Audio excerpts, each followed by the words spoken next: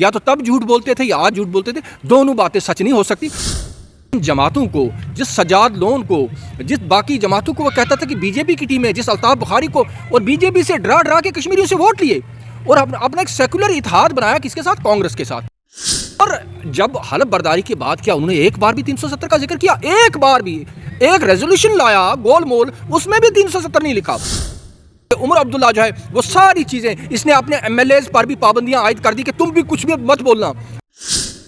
मुझे लगता है महबूबा मुफ्ती ही नहीं कह रही है, ये कश्मीर की इंटायर आवाम कह रही है। अगर आप सोशल मीडिया खोल कर देखें तो उमर अब्दुल्ला पर हर तरफ से इस वक्त ताबड़तोड़ हमले किए जा रहे हैं, और राइटली किए जा रहे हैं, क्योंकि कल का उमर अब्दुल्ला एक कम्प्लीटली चेंज्ड उमर अब्दुल्ला लोगों की नज़रों के सामने आया।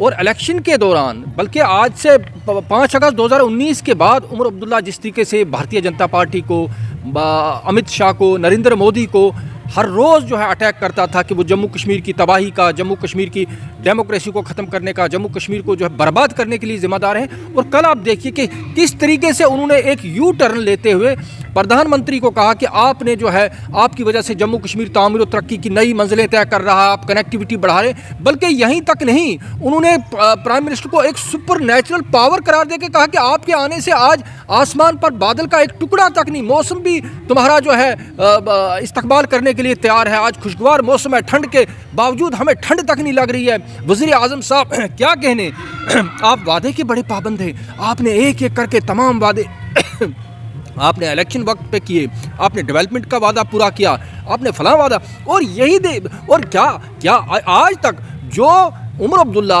उन पर झूठा होने का इल्ज़ाम लगा रहा था कि उन्होंने 5 अगस्त 2019 को जब on the floor of assembly में कहा था कि 6 महीने साल के अंदर सब ठीक हो जाएगा, और वो इलेक्शन हासिल करने के लिए लोगों को सुप्रीम कोर्ट जाना पड़ा, और सुप्रीम कोर्ट की हिदायत पर इन्होंने इंतखाबात जो मुनक्कद किए, वो कहता है इंतखाबात भी आपने करवाए, लिहाजा आप वादे के बड़े पाबंद हो। तो मैं आपको बताऊं कि उमर अब्दुल्ला जो है वो उस पर जो है क्रिटिसाइज़ किया जाना, आप देखिए जिन जमातों को, जिस सजाद लोन को, जिस बाकी जमातों को वो कहता था कि बीजेपी की टीम है, जिस अल्ताफ बुखारी को, और बीजेपी से डरा डरा के कश्मीरियों से वोट लिए और अपना एक सेकुलर इत्तेहाद बनाया, किसके साथ? कांग्रेस के साथ। और कांग्रेस के साथ जब इत्तेहाद बनाया, उसके बाद 370 और 35A का राग अलापना शुरू किया। और हमेशा उमर अब्दुल्ला ये कहते हुए देखे जा सकते हैं कि स्टेटहुड तो हमने मिलनी है, ये तो हमें मिलके रहेगी, ये तो हमारा हक है, हम 370 की लड़ाई लड़ेंगे। और जब हलफ बर्दारी की बात किया, उन्होंने एक बार भी 370 का जिक्र किया, एक बार भी। एक रेजोल्यूशन लाया गोलमोल, उसमें भी 370 नहीं लिखा, वो भी पीडीपी और बाकी जमातों के दबाव में लाया।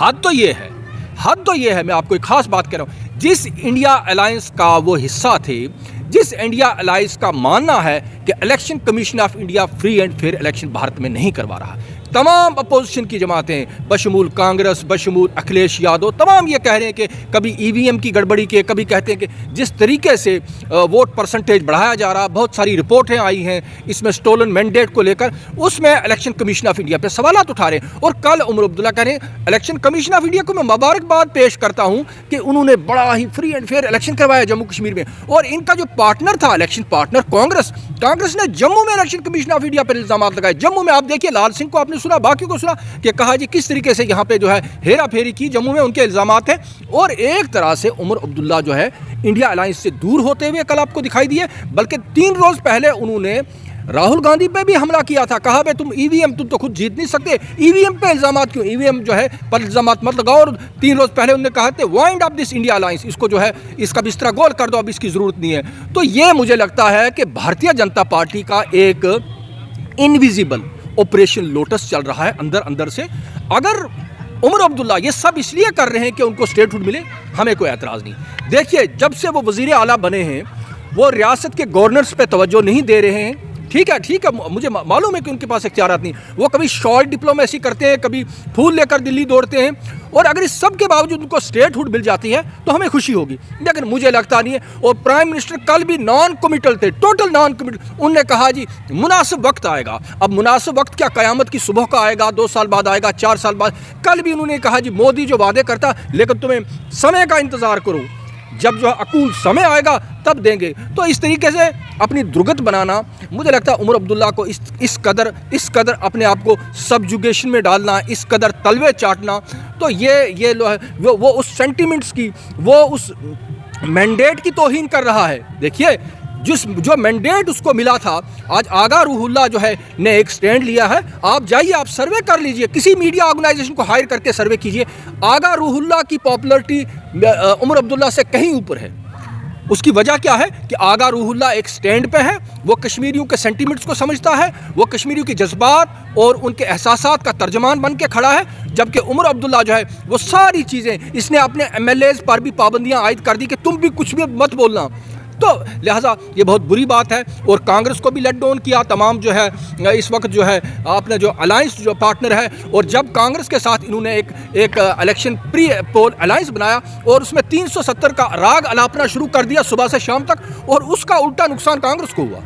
कांग्रेस को वो कीमत चुका पड़ी तुम्हारे 370 का राग अलापने की। और जब अब 370 की, हम नहीं कहते ठीक है आप कन्फ्रंटेशन मत कीजिए यार, ममता बनर्जी भी तो चीफ मिनिस्टर है। आप देखिए वो भी एक स्टेट की चीफ यार। बाकी जहां अपोजिशन के चीफ मिनिस्टर हैं वो बीजेपी के तलबे तो नहीं चाटते, वो तो चट्टान की तरह खड़े हैं। ठीक है आप कुछ आपके साथ उसूली इख्तलाफात हो सकते हैं। वजीर आजम आया, मोस्ट वेलकम, आपको पूरा प्रोटोकॉल देना है। लेकिन आप कल तक जो ये कहते थे कि जम्मू कश्मीर की तबाही और बर्बादी की जमात जिम्मेदार है, और आज तुमने यू टर्न, या तो तुम तब झूठ बोलते थे, आज झूठ बोलते थे, दोनों बातें तो सच्ची नहीं हो सकती। कल तुम कहते थे कि इलेक्शन कमीशन ऑफ इंडिया, तुम्हारा अलायंस कहता था वो फ्री एंड फेयर इलेक्शन नहीं करवा रहा, आज तुम कह रहे हो, आज तुम कसीदे पढ़ रहे हो कि बिल्कुल फ्री एंड फेयर है। या तो तब झूठ बोलते थे या आज झूठ बोलते थे, दोनों बातें सच नहीं हो सकती। तुम्हें तय करना पड़ेगा कि इस तरीके की मक्कारी करके, इस तरीके के अगर तुम कहते हो कि इक़्तिदार में जो है बने, मुझे लगता लोगों के सेंटिमेंट्स में कल से अगर आप सोशल मीडिया ओपन करके देखिए, लोग मायूस हैं, लोग हर तरह से जो है उमर अब्दुल्ला को